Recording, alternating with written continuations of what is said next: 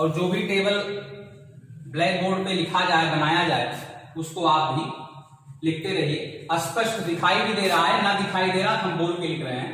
Person, इस box में आप लिखेंगे सब्जेक्टिव केस।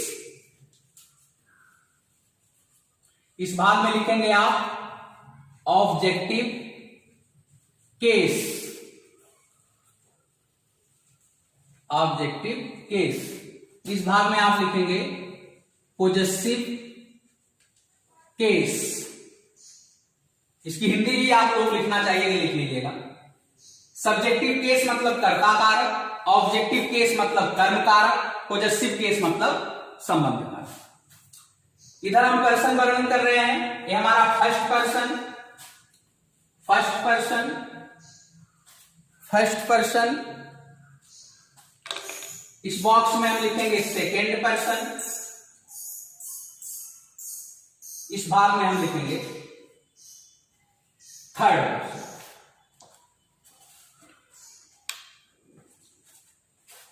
हम यहां लिखेंगे फर्स्ट पर्सन में आई, दूसरा बी।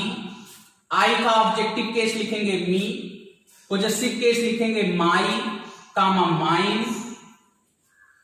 बी का ऑब्जेक्टिव केस लिखेंगे अस, पोजेसिव केस लिखेंगे आवर कामा आवर्स। रिफ्लेक्सिव भी होता है, रिफ्लेक्सिव प्रोनाउन भी होता है, उसको हम बाद में बता देंगे। सेकेंड पर्सन में हम लिखेंगे यू। यू का ऑब्जेक्टिव केस यू, यू होता है।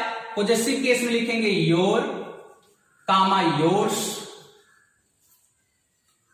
थर्ड पर्सन में ही, सब्जेक्टिव केस ही का objective case him, possessive case his. She subjective case में सी का objective case her, possessive case her comma hers. Subjective case they का objective case them, them का possessive case their comma their, their comma their. It, it का objective case it, possessive case it's. ये person परिवर्तन आपका सन बटे 123 के अनुसार बदलेगा। सन बटे 123। S for subject, O for object, N for no change. 1 का मतलब फर्स्ट पर्सन, 2 का मतलब सेकेंड पर्सन, 3 का मतलब थर्ड पर्सन। और ये एस फॉर सब्जेक्ट है, तो सब्जेक्ट किसका होना चाहिए? Reporting verb, subject of reporting verb. O for object of reporting verb और एन फॉर नो चेंज। तो फर्स्ट पर्सन अगर रहेगा तो सब्जेक्ट के अनुसार बदलेगा, सेकेंड पर्सन रहेगा तो ऑब्जेक्ट के अनुसार बदलेगा, थर्ड पर्सन रहेगा तो नो चेंज। अब एक एग्जाम्पल के माध्यम से हम आप लोगों को बता रहे हैं। आपने 3 चेंजेज पढ़ा, सॉरी 2 चेंजेज। एक रिपोर्टिंग वर्ब का, दूसरा पर्सन। एग्जाम्पल एक ले लेते हैं हम। He said to me, he said to me comma inverted comma, he said to me comma inverted comma, you are washing, you are washing my cloth। Full stop, inverted comma बंद। ये ध्यान रहे, full stop पहले लगाइएगा, inverted comma बाद में लगाइएगा। कई बच्चे इन्वर्टेड कामा बंद कर देते हैं, क्वेश्चन मार्क ले जाके बाहर कर देते हैं। तो ऐसा आप लोग मत करिएगा, क्योंकि अगर खाना घर में खाए हो, खाना खा लिए तो थाली बाहर नहीं फेंकोगे। तो ध्यान रहे, फुल स्टॉप आप इन्वर्टेड कामा के अंदर ही रखोगे। नियम नंबर 1 हमें बताना था। रूल नंबर 1, कई बार हमने बताया कि यदि आपके रिपोर्टिंग वर्ब का कर्ता, यदि आपका रिपोर्टिंग वर्ब जो है वो प्रेजेंट में हो या फ्यूचर में हो तो आपके रिपोर्टेड स्पीच का टेंस बदलता नहीं। ये ध्यानपूर्वक आप लोग देखिए। पहले तो आपको ये पता होना चाहिए हमारा रिपोर्टिंग वर्ब कहां है, रिपोर्टेड स्पीच कौन है। उसी के लिए आप लोगों को अभी थोड़ी देर पहले बताया गया, रिपोर्टेड स्पीच वह होता है जो भाग इन्वर्टेड कामा से बंद होता है। ये भाग आपका इन्वर्टेड कामा से क्या है, बंद है, इसको कहा जाएगा रिपोर्टेड स्पीच। और जो भाग बाहर है उसको कहा जाएगा रिपोर्टिंग क्लॉज, और शेष टू आपका होगा रिपोर्टिंग वर्ब। इसका ध्यान आपको रखिएगा। अब हमारा रिपोर्टिंग वर्ब प्रेजेंट में है कि फ्यूचर में है, हम इसकी पहचान करेंगे। और आप लोगों को दिख रहा है यस लगा है, से में यस लगा है, और यस केवल एक टेंस में लगता है, प्रेजेंट इंडिफिनिट, वह भी प्रेजेंट इंडिफिनिट टेंस के affirmative sentence. Present indefinite tense के अफर्मेटिव सेंटेंस में यस यस कर्ता के एक वचन रहने पर क्रियाओं में लगाया जाता है। तो हमें पता चल गया क्रिया में यस लगा है, इसलिए हमारा जो रिपोर्टिंग वर्ब है वो प्रेजेंट में है। हम रिपोर्टेड स्पीच के टेंस में कोई परिवर्तन नहीं करेंगे, यही आपको ध्यान रखना है। और जो चेंजेस हमने अभी आपको थोड़ी देर पहले बताया, रिपोर्टिंग वर्ब का चेंजेस, रिपोर्टिंग वर्ब के चेंजेस में हमने बताया था आप लोगों को, say change into say change into says, said change into said, say to change into tell, says to change into tells, said to change into told, saying change into saying, saying to change into telling. इसका विशेष ध्यान आपको रखना चाहिए।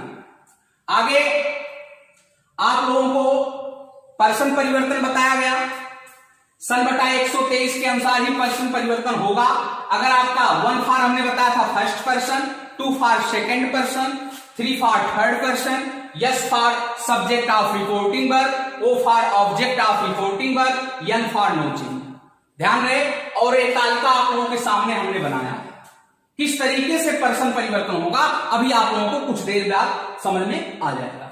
अब चलिए आप example पर, ही है तो he says to change into, अब आपके दिमाग में वो तालिका आ जानी चाहिए जो हमने कुछ देर पहले बनाया था। तो हमने उसमें बताया था say to change into tell, says to change into tells. तो यहां सेज टू है, सेज टू चेंज इनटू क्या करोगे आप लोग, tells, says to change into tells. Me आपका ऑब्जेक्ट आप उतार दोगे। कामा इन्वर्टेड कामा हटाने के लिए असर्टिव सेंटेंस में दैट कंजक्शन का प्रयोग किया जाता है, इसका आप लोगों को ध्यान रखना चाहिए। अगर आप रिपोर्टिंग वर्ब, क्योंकि हमें देख रहे हो सकारात्मक इंफॉर्मेशन हमें मिल रही है, पॉजिटिव इंफॉर्मेशन मिल रही है, असर्टिव सेंटेंस है, असर्टिव सेंटेंस है, तो कामा इन्वर्टेड कामा रिमूव करने के लिए हम यहां कंजक्शन लगाएंगे that. Comma inverted comma remove करने के लिए हम कंजक्शन लगाएंगे दैट। एक बार यहां नीचे से लिख दें, आपको दिखाई दे। He says to change into tells me, comma inverted comma remove करने के लिए हमने क्या लगाया, दैट। अब कामा इन्वर्टेड कामा हट गया, रिपोर्टेड स्पीच का आपको पहला वर्ड दिखा, पहला सब्जेक्ट आपको दिखा यू, और यू एक प्रोनाउन है। अब इस प्रोनाउन को आप इस तालिका में देखिए कि ये जो यू है ये सब्जेक्ट है, क्योंकि आप लोगों को हम बता दें वर्ब के पहले जो भी रहता है वह सब्जेक्ट होता है, और वर्ब के बाद जो रहता है वो ऑब्जेक्ट। चाहे आप रिपोर्टिंग वर्ब में देख लीजिए, चाहे रिपोर्टेड स्पीच में। सेज टू था, सेज टू के पहले ही है, ही आपका सब्जेक्ट होगा, और सेज टू के बाद मी है, मी आपका ऑब्जेक्ट होगा। यहीं पर आर देख लीजिए, आर वासिम देख लीजिए, आर वासिम के पहले आपका यू है, यू आपका सब्जेक्ट होगा, और आर वासिम के बाद माई क्लॉथ है, माई क्लॉथ आपका ऑब्जेक्ट होगा। ये ध्यान रखना। तो यू जो है सब्जेक्ट है, लेकिन इस तालिका में आपको यू सब्जेक्ट कहां पर दिख रहा है, यहां पर दिख रहा है। एक मिनट, यू सब्जेक्ट आपको कहां दिख रहा है, यहां। ए यू लिखा। यू क्या है? सब्जेक्ट है। बड़ा लिख दे हम, यस लिख दे रहे हैं यहां, ओ लिख दे रहे हैं यहां पी लिख दे रहे हैं, पी फॉर पॉजेसिव केस, ध्यान में रखिएगा। यू हमारा क्या है? सब्जेक्ट। अगर अब इस यू को आपने देखा यू पर्सन तालिका में यहां है, तो आप लोग देखिए कि यू किस पर्सन में है। यू किस पर्सन में है? Second person. यू किस पर्सन में है? Second person. इतना देखने के बाद आपने पता लगाया यू जो सब्जेक्ट है वो सेकंड पर्सन में है। अब सेकंड पर्सन आपको पता चल गया, यू हमारा सेकंड पर्सन है। आप सन बटे 123 में आएंगे और सन बटे 123 में देखेंगे सेकंड पर्सन किसमें बदलता है।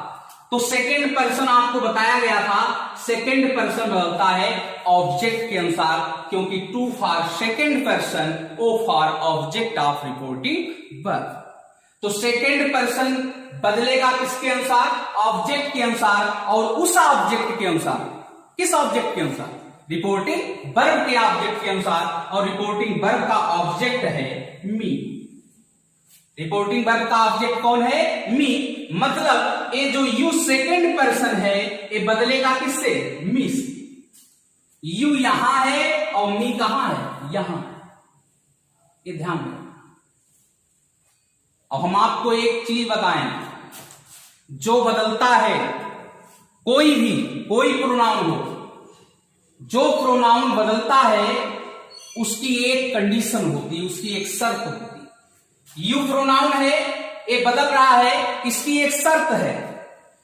यू कह रहा है कि मैं सब्जेक्ट हूं, सब्जेक्टिव केस में हूं, कर्ता कारक हूं, इस स्थान पर, मेरे स्थान पर जो भी आए वह भी सब्जेक्ट होना चाहिए। इसकी कंडीशन होती, शर्त होती। या तो आप जान लीजिए यू आपका सब्जेक्ट है, जिस केस में रहेगा प्रोनाउन, जिससे बदलेगा उसी केस का वहां पर आना चाहिए। अगर यू आपका सब्जेक्ट है, मी से बदल रहा है, तो हम मी का क्या लाकर रखेंगे? सब्जेक्ट लाकर रखेंगे। इसका आप लोगों को यही दिमाग में रखना है चीज कि यू यदि आपका सेकंड पर्सन, तो सेकंड पर्सन ऑब्जेक्ट के अनुसार, ऑब्जेक्ट आपका मी है, यू मी से बदलेगा। आपको पता है यू सब्जेक्ट है, तो मी का सब्जेक्ट क्या होता है? अगर आप यू को मी से, यहीं से तालिका में जाइएगा, इसी तरह तालिका में जाइएगा, यू यहां सब्जेक्ट था, मी से बदलने के लिए जा रहा है, मी आपका ऑब्जेक्ट है, मी का सब्जेक्ट क्या है? आई। तो आप यू के स्थान पर क्या लिखेंगे?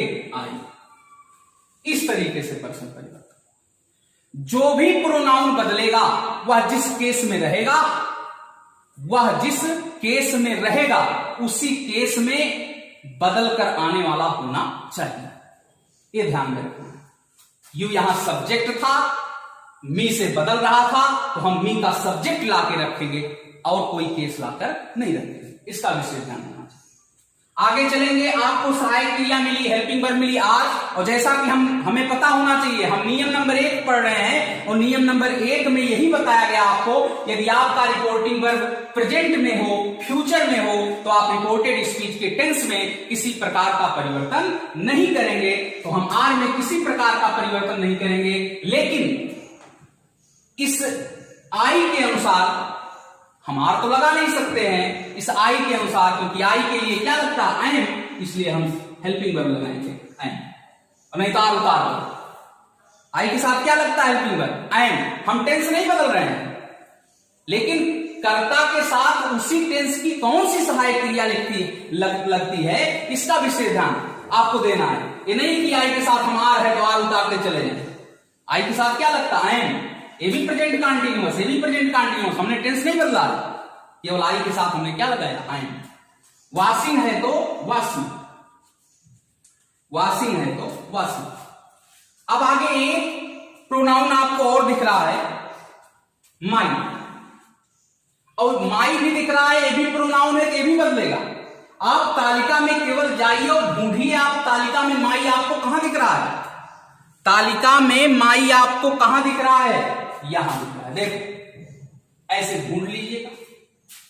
जब ढूंढ लिए कि माई यहां पर है तो माई देखो कै पर्सन, माई कै पर्सन है? First person. और फर्स्ट पर्सन किसके अनुसार बदलता है? ध्यानपूर्वक देखिएगा, फर्स्ट पर्सन किसके अनुसार? सब्जेक्ट, और सब्जेक्ट ऑफ रिपोर्टिंग वर्ब, और रिपोर्टिंग वर्ब का सब्जेक्ट कौन है? ही। ये माई जो है ये बदलेगा किसके अनुसार? ही के अनुसार। माई बदलेगा ही के अनुसार।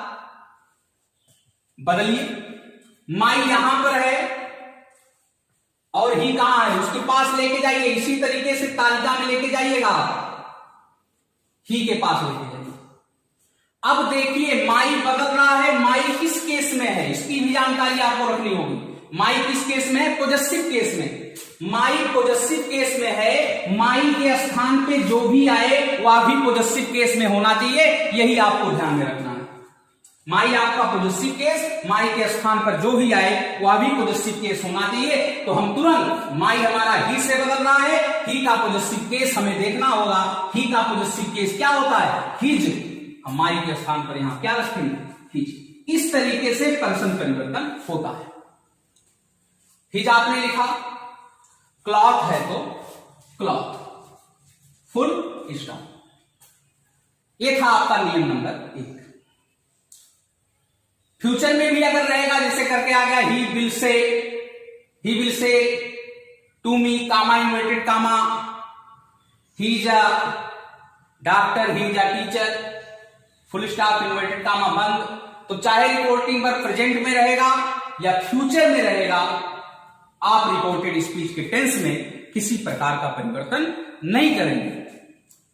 और जितने भी चेंजेज आपको बताए गए थे, हमने 2 चेंजेज बताया है, एक रिपोर्टिंग वर्ब का और एक प्रोनाउन का। और इस प्रोनाउन तालिका को हम नरेशन के हर नियम में बगल में रखेंगे। हर नियम में आपको समझाते चलेंगे कि पर्सन परिवर्तन किस तरीके से होता है। और इस वीडियो के माध्यम से आपको ये पता चल गया होगा कि पर्सन परिवर्तन किस तरह से होता है। आपको चीजें आसान हो जाएंगी। कुछ नहीं है डायरेक्ट और इनडायरेक्ट स्पीच में। पर्सन परिवर्तन केवल यही आपको देखना है, जो भी प्रोनाउन है उसको ले जाइए आप तालिका में, देखिए कहां है, किस पर्सन में है। पर्सन आपको पता चल गया, आप सन बटे 123 के पास जाओ। अब उसमें देखो जो पर्सन आपका प्रोनाउन था वो कौन, किस पर्सन में था। मान लो कि फर्स्ट पर्सन में था तो आप जान लीजिए फर्स्ट पर्सन बदलेगा सब्जेक्ट के अनुसार। सब्जेक्ट आप अपने रिपोर्टिंग वर्ब का देख लीजिए। मान लो रिपोर्टिंग वर्ब का सब्जेक्ट ही था, मान लो रिपोर्टिंग वर्ब का सब्जेक्ट ही था, आप ही के पास चले जाइए। अब जिस प्रोनाउन को आप बदल रहे हैं उसका केस देख लीजिए। वो जिस केस में रहेगा, आप जिससे बदलने के लिए जा रहे हैं उसी का केस ला करके उसी स्थान पर आप लिख लीजिए। ई प्रोनाउन परिवर्तन, पर्सन परिवर्तन नहीं। और आज की वीडियो में बस इतना ही। आगे आपको नियम नंबर 2 पढ़ाया जाएगा।